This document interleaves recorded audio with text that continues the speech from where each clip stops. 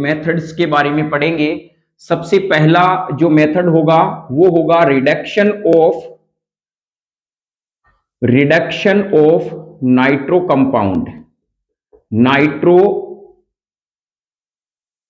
Compound.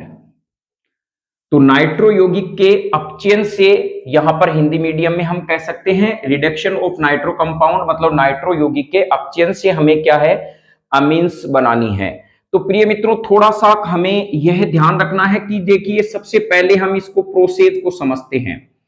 Nitro का मतलब होता है यह वाला ग्रुप, इससे आपको अमीन बनानी है। क्या बनानी है? अमीन बनानी है, अर्थात NH2 बनाना है। यह आपके थोड़ा माइंड में मेकअप होना चाहिए कि मेरे पास में यह वाला ग्रुप दिया हुआ है, इसको मुझे कन्वर्ट करना है NH2 में। आप क्या करोगे? देखिए इसमें क्या आ रहा है, इसमें यही आ रहा है कि इसको हटा के आपने क्या कर दिया है प्रिय मित्रों, H2 जोड़ दिया है और ऑक्सीजन को क्या कर दिया है, माइनस कर। Release of oxygen known as a reduction. पहले तो आप ये समझ गए हैं रिडक्शन क्यों है, कि यहां जब कोई हमारे पास में मैटर होता है वो क्या करता है, ऑक्सीजन का रिलीज करता है, तो इसका मतलब उसका क्या होता है, रिडक्शन होता है। तो इस NO2 ग्रुप में से प्रिय मित्रों क्या होगा, ऑक्सीजन बाहर निकलेगा, इसकी जगह क्या जुड़ेगा, H जुड़ेगा, यानी हाइड्रोजन जुड़ेगा। तो हम कह सकते हैं addition of hydrogen is known as reduction. जब किसी भी मैटर में एडिशन ऑफ हाइड्रोजन होता है तो इसे रिडक्शन कहते हैं। अब यहां पर हमारे पास में यह तो समझ में आ गया कि NO2 को NH2 में बदलने के लिए ऑक्सीजन को बाहर निकालना है, हाइड्रोजन जोड़ना है, तो करेंगे क्या? तो प्रिय मित्रों, आपको यह भी पता होना चाहिए जब भी किसी कंपाउंड में यानी लगभग 90% ऑक्सीजन बाहर निकलेगा तो वो हमेशा H2O के रूप में बाहर निकलेगा। किस में निकलेगा? H2O के रूप में बाहर निकलेगा। अब यहां हमारे पास में सीधा सीधा हम कह सकते हैं कितने हाइड्रोजन लेंगे। देखिए प्रिय मित्रों, यहां पर 2 ऑक्सीजन को बाहर निकालना है, तो इसका मतलब मेरे पास में ये ऑक्सीजन किस में निकल रहा है, H2O में बाहर निकल रहा है।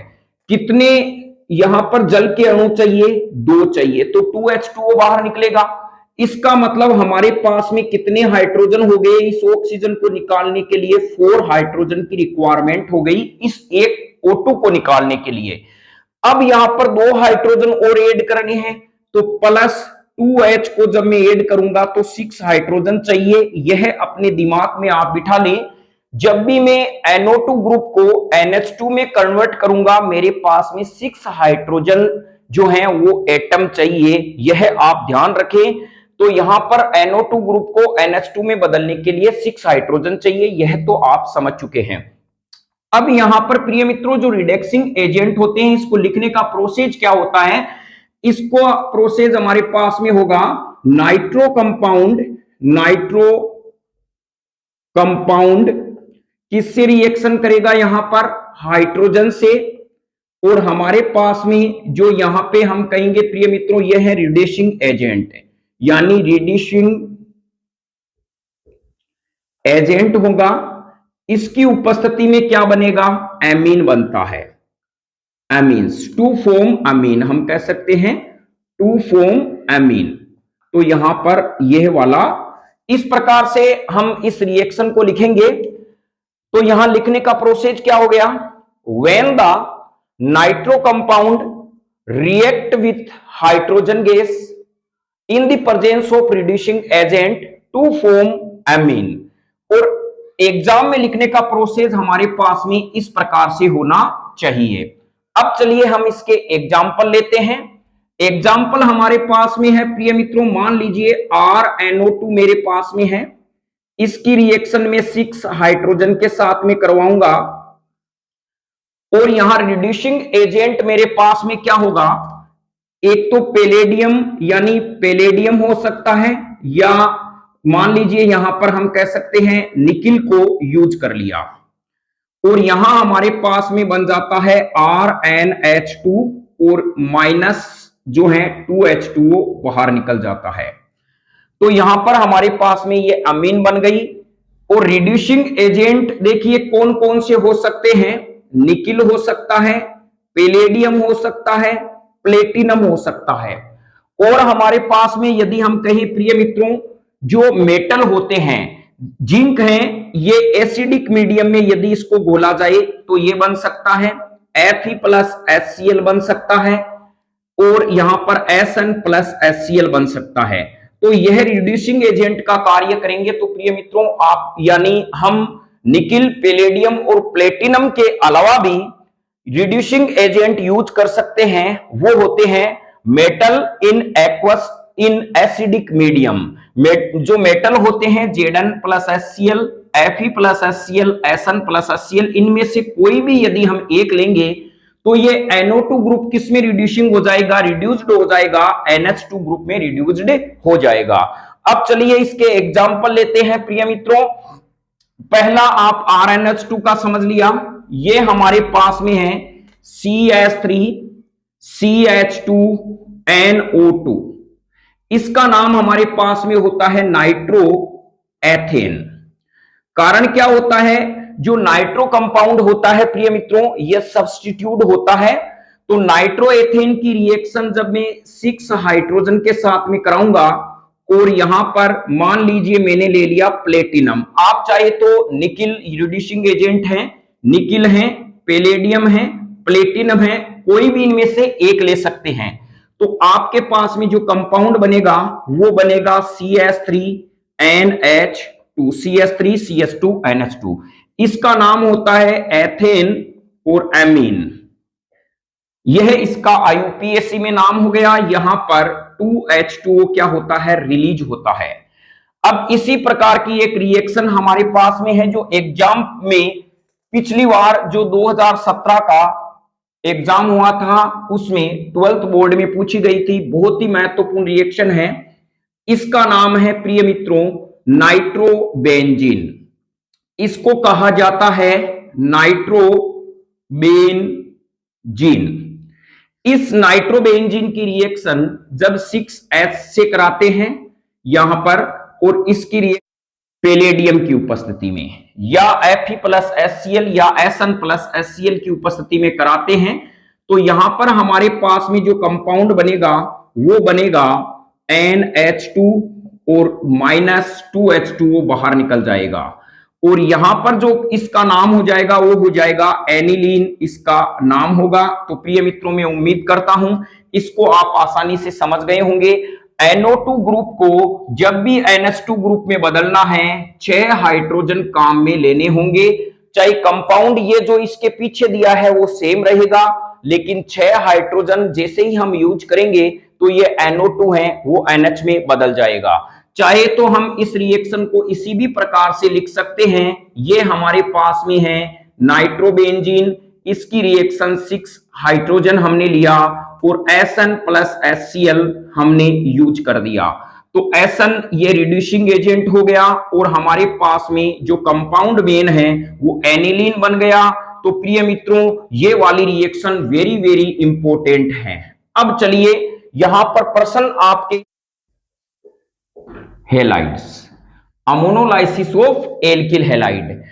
अब यहां प्रिय मित्रों ये है क्या, तो यहां पर हम देखेंगे एल्किल हेलाइड जो हमारे पास में है इसको हम कहते हैं RX।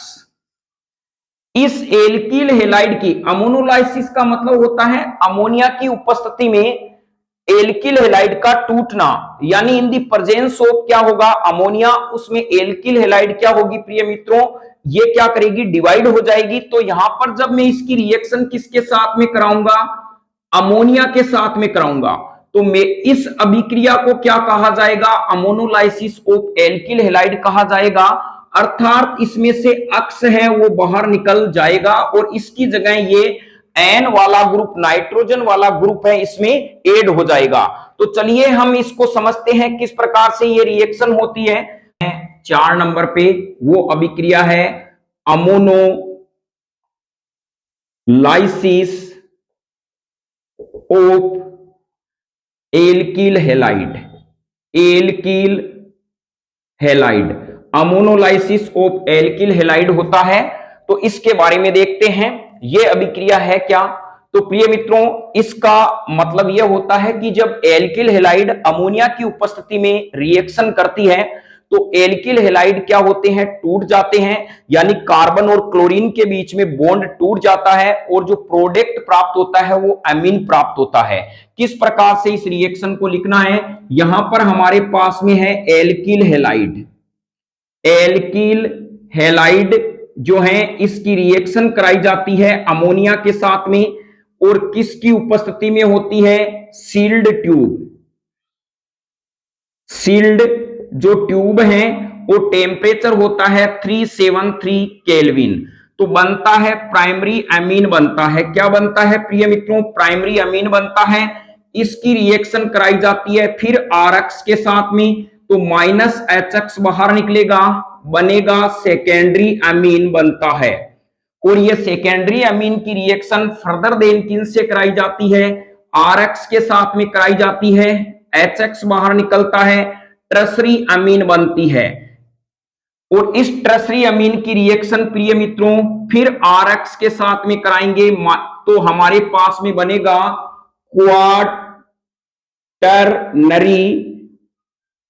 Quaternary ammonium salt. Ammonium salt बनता है। तो यहां पर ये क्वाटर्नरी अमोनियम सोल्ट बनता है। तो ये होता है अमोनोलाइसिस ऑफ एल्किल सिंथेसिस। इस अभिक्रिया का नाम है प्रिय मित्रों होफमान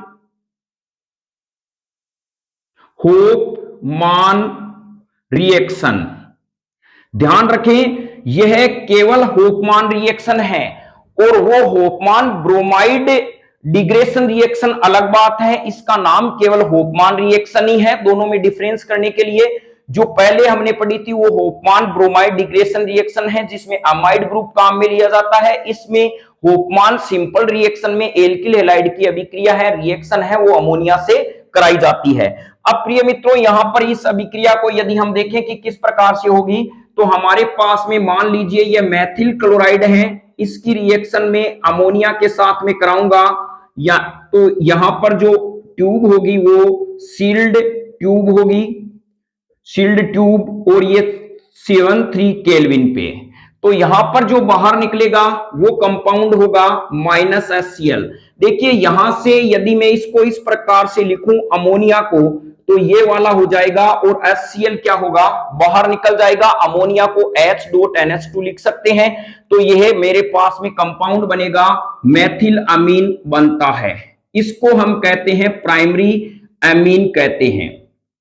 इसकी पुनः रिएक्शन प्रिय मित्रों CH3Cl के साथ में कराएंगे, तो वही बात -HCl बाहर निकलेगा और कंपाउंड बनेगा CH3NHCH3। कहेंगे कैसे प्रिय मित्रों, यहां से यदि हम देखें एक हाइड्रोजन इस क्लोरीन के साथ रिएक्शन कर लेगा, HCl बाहर निकल जाएगा, उसकी जगह CH3 समूह आके जुड़ जाएगा। इसका नाम होता है प्रिय मित्रों सेकेंडरी अमीन होता है। IUPAC का पूरा अमीन का है वो वीडियो अपलोड है, उसका आप नोमेनकल्चर देख सकते हैं। इसका नाम होता है एन मेथिल मेथेन अमीन होता है। इसकी रिएक्शन प्रिय मित्रों फिर CH3Cl के साथ में कराएंगे, -HCl बाहर निकलेगा और कंपाउंड जो बनेगा वो बनेगा CH3CH3CH3। इस अमीन का नाम होता है टर्सरी अमीन, इसको कहते हैं 3 डिग्री अमीन भी इसे कहा जाता है। इसके बाद में प्रिय मित्रों जब इसकी रिएक्शन CH3Cl के साथ होगी, अब बताइए क्या HCl बाहर निकलेगा, जब नाइट्रोजन के पास कोई हाइड्रोजन है नहीं, तो ये भी इसके साथ में आके चिपक जाएगा और ये क्लोरीन यहां पर, तो ये वाला कंपाउंड हमारे पास में बनेगा CH3NCH3CH3, और यहां पर ये CH3 इस प्रकार से यहां प्लस आ जाएगा या माइनस आ जाएगा।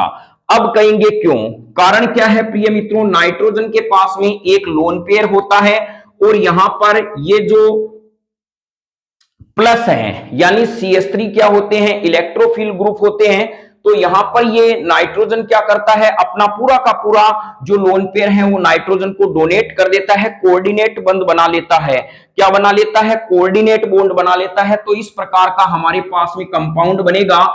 इसको कहते हैं प्रिय मित्रों टेट्रा अमोनियम यानी टेट्रा मेथिल अमोनियम सोल्ट इसको कहते हैं। इसका नाम क्या होता है, टेट्रा मेथिल या मिथाइल अमोनियम अमोनियम सोल्ट इसको कहा जाता है। ध्यान रखें, टेट्रा मेथिल अमोनियम सोल्ट है। और एग्जाम में कभी कभी ऐसे भी दिया हुआ होता है NCS3 4 और यहां पर प्लस और Cl माइनस, बात एक ही है। इसी प्रकार से यदि C2H5 है तो टेट्रा एथिल अमोनियम साल्ट इसका नाम होगा। तो मैं उम्मीद करता हूं ये वाली रिएक्शन आप समझ गए होंगे। अब प्रिय मित्रों, यहां पर इसमें थोड़ी सी दिक्कत आती है। यह जो रिएक्शन है, this reaction is not suitable for to form the amine. क्यों नहीं है सुटेबल? क्योंकि इसमें क्या होता है, during this process a mixture of primary, secondary, tertiary and tetra quaternary ammonium salt is formed. लेकिन हम यहां पर क्या है कि मिक्सर प्राप्त नहीं हो, प्राइमरी अमीन का, सेकेंडरी अमीन का, टर्शरी अमीन का, और जो हमारे पास में क्वार्डनरी साल्ट है उसका मिक्सचर हमें प्राप्त नहीं हो। यह रिएक्शन केवल प्राइमरी अमीन पर ही रुक जाए। किस पर रुक जाए? कि जब मैं एल्किल हैलाइड की रिएक्शन किसके साथ में कराऊंगा प्रिय मित्रों, केवल अमोनिया के साथ में कराऊं, तो मेरे पास केवल और केवल प्राइमरी अमीन ही प्राप्त हो, आगे ये रिएक्शन न जाए, यानी सेकेंडरी अमीन न जाए। तो यहां पर आप थोड़ा सा क्लू लगाना प्रिय मित्रों। चलिए इसमें देखते हैं हम कि ये जो हमारे पास में अभिक्रिया है, इस अभिक्रिया में जो हमें अभी हमने कहा था एल्किल हैलाइड है, एल्किल हैलाइड है, इसकी रिएक्शन में जब किसके साथ में करा रहा था, यहां पर अमोनिया के साथ में करा रहा था, तो मेरे साथ हमारे पास में प्रोडक्ट प्राप्त हुआ था प्राइमरी अमीन। यह वाला सोल्ट हमें प्राप्त हुआ। अब प्रिय मित्रों यहां थोड़ा सा ध्यान रखना है, इस रिएक्शन में जो अमोनिया होता है वो न्यूक्लियोफाइल होता है, एक्ट एज ए, यानी हम कहेंगे during the reaction of ammonolysis of alkyl halide ammonia act as a nucleophile act, यानी अमोनिया किसकी तरह एक्ट करता है, न्यूक्लियोफाइल की तरह एक्ट करता है, विच attack at the alkyl group. ये अभिक्रिया में केवल प्राइमरी अमीन चाहिए, लेकिन इस अभिक्रिया में क्या होता है कि सेकेंडरी अमीन भी बनती है, टर्शरी अमीन भी बनती है, क्वार्डनरी अमोनियम साल्ट भी बन रहा है। लेकिन आप कहें कि मेरे पास केवल प्राइमरी अमीन बने, आगे वाले प्रोडक्ट है वो नहीं बने, तो बताओ आप क्या करोगे। यह रिएक्शन तभी हो रही है जब आप एल्किल हैलाइड आगे ले रहे हो। यदि मैं इसको नहीं लूंगा तो ये आगे रिएक्शन नहीं जाएगी। तो यहां पे हम कह सकते हैं during this reaction if we want to only primary amine we will passing excess of ammonia. तो हम क्या करेंगे कि यहां पर क्या करेंगे, अमोनिया को है वो क्वांटिटी क्या कर देंगे, ज्यादा कर देंगे, एक्सेस ऑफ अमोनिया। तो यहां पर हमारे पास में जब यानी प्राइमरी अमीन प्राप्त करने के लिए इसकी अभिक्रिया क्या करेंगे, अमोनिया के आधिक्य में कराएंगे, एक्सेस ऑफ अमोनिया की उपस्थिति में जब हम रिएक्शन कराएंगे तो हमारे पास में केवल प्राइमरी अमीन ही बनेगा। नेक्स्ट प्रोडक्ट है वो सेकेंडरी, टर्शरी वो फाइनली प्रोडक्ट नहीं बनेंगे। चलिए प्रिय मित्रों, अब यहां पर एक प्रश्न आता है,